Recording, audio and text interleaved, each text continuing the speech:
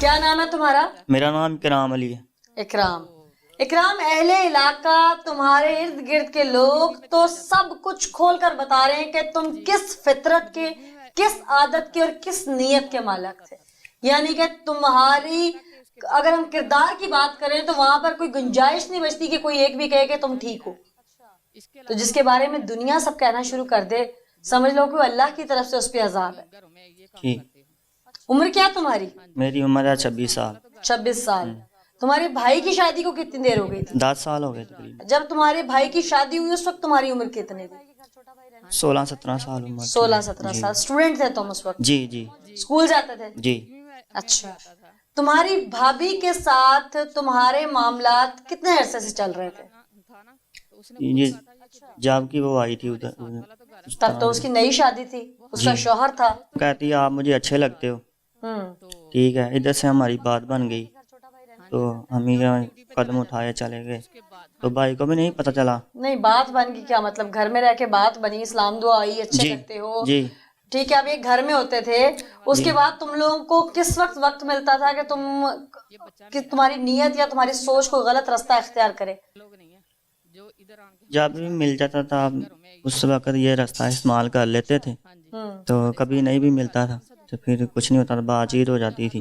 तुम्हारे भाई का और तुम्हारी उम्र का कितना फर्क है? काफी ज्यादा फर्क है। कितना? 10 साल तो बड़ा हो गए। भाभी? 10-12 साल होगी। वो भी 10-12 साल बड़ी? जी जी बच्चे भी होंगे उनके? जी। 10 साल से तुम्हारा ताल्लुक था भाभी के साथ, तो वो जो बच्चे थे वो तुम्हारे थे या भाई के? तुम्हें तो पता होगा। भाई के होंगे, मेरे होंगे। मैंने कहा से ये तो अल्लाह की देन होती है। अच्छा। तो उसके साथ नाजायज तल्लक थे, ये तो मुझे पता नहीं है उसके हैं या मेरे। इन 10 सालों में तुम्हें एक बार भी शर्म नहीं आई कि मैं भाभी की जान छोड़ दूं, उसके बच्चे हो गए हैं, मेरे भाई की वो बीवी है, उसका घर है, ताल्लुकात खत्म कर दूं? कोई एक दिन तो ऐसा आता है, कई रमजान भी गुजरे होंगे, कि इंसान पछतावा करता है, अपने किए की माफी मांगता है। कोई एक रात भी ऐसी नहीं आई कि तुमने अल्लाह के हुजूर माफी मांगी हो इस काम से? जी मांगी थी, मैंने उसको बोला भी था तो बस कर दें यूं ही। वो कहती मैं आपके भाई को बता देना ये बच्चा जौन सा है वो तेरा है। बार बार यही कहती है मैं आपके भाई को बताऊंगी, अब बता दूंगी, अब बताऊंगी। कितनी मोहब्बत थी तुम्हें भाभी से जो बीवी से नहीं हो रही थी? देखिए ना, ये मोड़ पे आके इंसान जान भी दे देता, फांसी हो सकती है मुझे। तो ये देखें, मैं अपनी भी जान दे चुका हूँ, भाई की भी जान दे चुका हूँ। इतनी मोहब्बत थी भाभी से? यस। तो जो बीवी शादी करके लाए थे, उसी भाभी की छोटी सगी बहन थी, उससे मोहब्बत नहीं हुई थी? मैं उसको नहीं था पसंद करता, उसकी बहन को पसंद करता था। तो उसने ये कह दिया आप ये कर दो, तो मैं सारों को ऐसे ऐसे बात के मैं ला के मना लूंगी, तो आप ये कर दो। ठीक है, तो फिर मैंने ये कर दी। अच्छा, बड़े आराम से कह रहे हो कर दिया। मेरी जौन सी बीवी थी ना, तो वो तो शक में रहती थी। क्यों? जो आप मेरी बहन के साथ ऐसे ऐसे हो। शक क्यों करती थी वो? जो उसकी बहन थी ना, वो कहती थी मेरी बहन से आप मिलना नहीं है अब। कौन कहती थी? भाभी? जी। अच्छा, तुम्हें मना करती थी कि तुमने अपनी बीवी से बात नहीं करनी, उसको हक अदा नहीं करना उसका? जी। अच्छा, जी। फिर वो लड़के घर चला गई अपने। जान अपनी शादी के बाद भी नहीं छोड़ी, हालांकि तुम्हारी बीवी तुम्हारी हम उम्र थी, नौजवान थी, कुंवारी थी, तब तो तुमसे शादी करके आई। इसके बावजूद तुमने एक अपने से 12 साल की बड़ी उम्र की औरत, 2 बच्चों की माँ, तुम्हारी सगी भाभी, उसके साथ तुमने अपने ताल्लुकात रवा रखे और फिर तुमने नाजायज असलहा खरीदा और अपने भाई को कत्ल कर दिया। वो कहती थी इसको मार दो, हम दोनों शादी कर लेंगे। बच्चे थे ना जी, उसके? जी। तो क्यों मारना चाहती थी शौहर को? कहती है आपसे मैं प्यार करती हूँ, तो उसको मारो, तो कोई बात नहीं है, हम दोनों शादी कर लेंगे। ऐसे ही उसने बोला, तो मैंने भी ऐसे प्लान बनाया, पिस्टल लिया, तो भाई से बात की, वो लड़ने लग पड़ा, मैंने उसको खैर मार दी। तुमने सोचा नहीं भाई के 2 बच्चे भी हैं? भाभी कह रही थी ये बच्चे दोनों ही तुम्हारे हैं, तो आप मुझसे शादी करोगे? अच्छा जी। तो फिर तुमने कहा नहीं कि ये ऐसा नहीं हो सकता है, मेरा भाई है?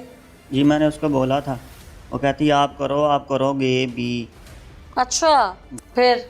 बस ये मैंने प्लान बनाया। कितने दिन से प्लान कर रहे थे? 1 माह में। 1 माह से कर रहे थे? ये मारने वाला 1 माह में प्लान हुआ है। मारने के तो और भी बहुत सारे तरीके हैं, वो खुद घर में रहती थी, खुद भी मार सकती थी, तुम्हें क्यों कहती थी मार दो? ये तो उसी को पता हो, उसने क्यों मुझे कह दिया। वो और भी तुमने मार भी सकती सिर्फ ये थी। पिस्टल वाला तरीका ही क्यों चुना? जी और भी बहुत सारे तरीके थे। जी, ये भी आए थे। तो मुझे वो कहती थी पिस्टल ले आओ, छुरी छरी से ये काम नहीं चलेगा, मेरे पे इल्ज़ाम आएगा, तो आप खुद मारो इसको। अच्छा, कत्ल होता है, कत्ल के बाद मुकदमा दर्ज होता है, पुलिस भी आ जाती है, इसके लिए भी कोई प्लान किया हुआ था? नहीं, ये मुझे नहीं था पता मेरे साथ ऐसा ऐसा होगा आगे, कसम से ये मुझे नहीं था वो पता। प्लानिंग तो थी ना कि यहाँ से कैसे निकलना है फिर पुलिस से। वो कहती थी मैं ही मदई बनना है, मैं ही मदई बनूंगी तो आपको छुड़वा लूंगी। अच्छा, प्लान किया हुआ था। जी। उस दिन जब घर पहुंचे तुम तो फिर क्या हुआ? इधर उधर हाँ, उधर घर गया हूँ मैं। जब लड़ाई शुरू हुई भाई के घर जब पहुंचे थे। जी, हम्म मैंने उसको बोला है अपनी बीवी ले आयो, तो मेरी बीवी क्यों नहीं लेके आए। उसने ईंट पकड़ी है, मेरे पाँव पे लगा दी थी, तो मुझे गुस्सा आया, मैंने कहा यानी तुम तो गए ही पहले प्लान करके मारने थे ना, तुम तो वेपन लेके गए थे साथ। हाँ जी। तो तुमने ये बात खुद से इश्तियाल उसको खुद दिलाया तुमने? जी। अच्छा, फिर तुम्हारी भाभी कहाँ थी जिस वक्त तुम अपने भाई को फायर मार रहे थे? उधर ही थी। उसके सामने तो उसने ऊपर से क्या कहा? इकराम ना मारो, ऐसे कहा भी है एक बार। फिर जब फायर लग गए? दिखावे के लिए, वो बच जाएगा तो वो बोलेगा ना हाँ। कि इसने कहा है मुझे ना मारो, इसको इकराम ना मारो। हाँ, उसने कह दिया था ना मारो इकराम। फिर जब फायर लग गए फिर? तो लग गए, उसने उठाया भाभी ने, तो मोहल्ले वालों ने उठाया, रश्के पे ले गए, तो रास्ते में जाते उसकी डेथ हो गई। तुम्हें दुख नहीं है कि तुमने एक औरत की खातिर अपना सगा भाई मार दिया जो तुम्हारी माँ की पेट से पैदा हुआ है? कसम से दुख होता है, मैं क्या करूं। मुझे रात को नींद नहीं आती। जिस भाई ने तुम्हें चलना सिखाया, उठा के खिलाया, 10 साल बड़ा था वो तुमसे, तुम्हारे बाप की जगह पे है। क्या बोलूं, माशरे उससे प्यार में अंधा हो गया था वो। इतना क्या अंधा होता है कि इंसान को अपना भाई नजर ना आए? जी मैडम, मैंने बहुत ज़्यादा गलत किया, मैं शर्मिंदा हूँ, मुझे रात को नींद नहीं आती कसम से। अब मैं कसम से ये भाइयों से पूछने पुलिस वाले, पर मैं 5 वक्त की नमाज़ पढ़ता हूँ। अब क्या फायदा ऐसी नमाज का कि तुमने भाई मार दिया अपना? मैंने आप अकेला बैठ के रोता हूँ ना, फिर सोचता हूँ भाई मैंने बहुत ज़्यादा गलत किया भाई की कब्र। मैं कहता हूँ अल्लाह पाक मेरे भाई को जन्नत अता करो। उसका चेहरा नहीं तुम्हारी आंखों के सामने आता? आता है। उसका भी बचपन में उसने तुम्हें प्यार किया हो, कभी तुम्हारा मुंह चूमा हो छोटे होते, तुम्हारी शादी से पहले, तुम्हें कुछ याद नहीं आता? जी आता है। क्या याद आती है बात ज्यादा? याद आती है हमारे साथ खेलता था, सर्दियों में हमें कुछ ला के भी देता था, भाई ये लो खाओ, हमारे साथ बैठो खाओ। माँ बाप भी बैठते थे, हम खाते थे सारे।